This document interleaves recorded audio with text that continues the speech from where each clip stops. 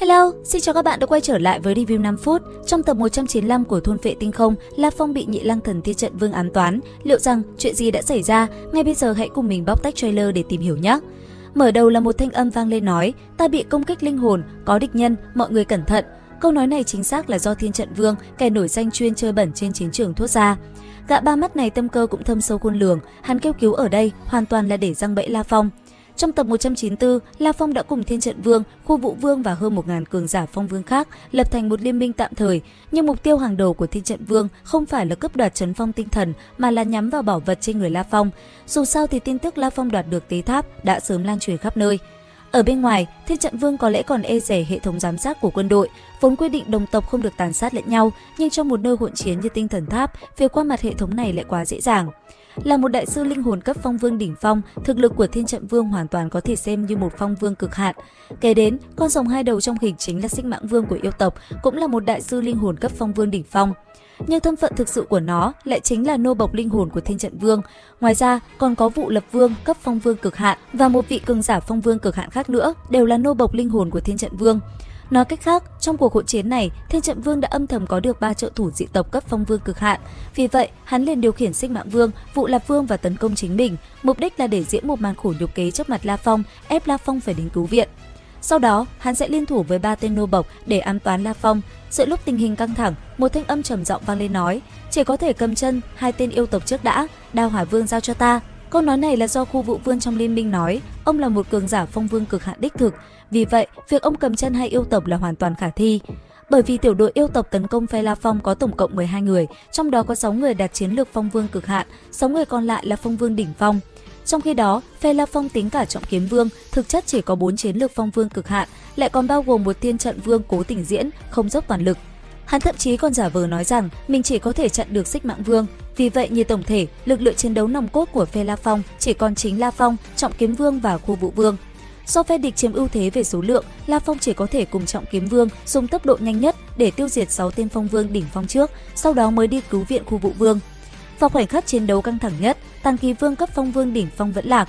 Cùng lúc, Khu Vũ Vương bị 4 cường giả phong vương cực hạn của yêu tộc vây công, sắp rơi vào tuyệt cảnh. Ông ta cố ý lớn tiếng nói, lần này ta thật sự sắp một bước lên trời rồi, không thể trụ được nữa, cơn đau linh hồn ngày càng mạnh. Nghe vậy, La Phong đành để Trọng Kiếm Vương đi giúp ông trước, còn mình thì lao đi cứu viện kẻ đang diễn cảnh bị đánh văng về khu vực nguy hiểm phía dưới và thậm chí đã bắt đầu thiêu đốt thần thể để liều mạng. Trên thực tế, lúc này Thiên Trận Vương đúng là đang thiêu đốt thần thể, nhưng không phải để liều mạng với dị tộc mà là chuẩn bị thi triển công kích huyễn thuật linh hồn với La Phong. Trong mắt hắn, La Phong dù mạnh cũng chỉ là một phong vương đỉnh phong, làm sao đỡ nổi đòn công kích linh hồn của hắn khi đã thiêu đốt thần thể. Thậm chí để cho chắc ăn, Thiên Trận Vương còn điều khiển Xích Mãng Vương cùng lúc tấn công La Phong. Hai đại sư linh hồn cấp phong vương đỉnh phong liên thủ, ngay cả phong vương cực hạn cũng có thể bị nô dịch, huống chi là La Phong. Kết quả, ngay giây tiếp theo, La Phong đã dựa vào ý chí của mình, cứng rắn phá tan huyễn thuật của cả hai và nhìn thấu âm mưu của Thiên Trận Vương. Nghĩ đến đây, anh ấy gằn giọng quát, trong ứng ngoại hợp à, ngươi làm chuyện này không chỉ một lần rồi phải không? Rất nhanh, cả hai đã đứng đối diện nhau. Nhưng vì lúc nãy La Phong muốn mạo hiểm cứu Thiên Trận Vương nên bây giờ chính mình lại rơi vào tình thế sắp bị đánh vào khu vực nguy hiểm đó. Cái gọi là khu vực nguy hiểm trong phim cũng đã giải thích chi tiết, chính là khu vực phía dưới tràn ngập sức mạnh trấn phong hỗn loạn của bản thân Tinh Thần Tháp. Một khi chạm vào, cho dù là phong vương cực hạn cũng chắc chắn phải bỏ mạng.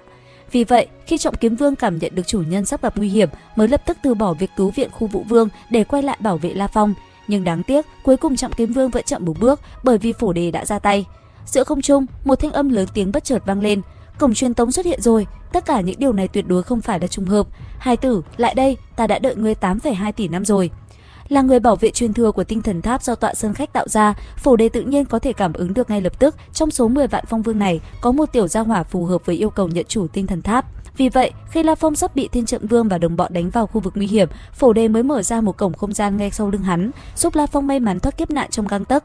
Thực tế, cho dù phổ đề không giúp, La Phong cũng không sao, bởi vì lúc đó hắn đã chuẩn bị tự bạo viên hỏa thần nguyên tinh mạnh nhất rồi. Thứ này một khi phát nổ, hắn tự nhiên có thể dựa vào phản lực của vụ nổ để rời khỏi khu vực nguy hiểm. Hơn nữa, có Thí Ngô Vũ Dực bảo vệ, chắc chắn cũng an toàn vô sự.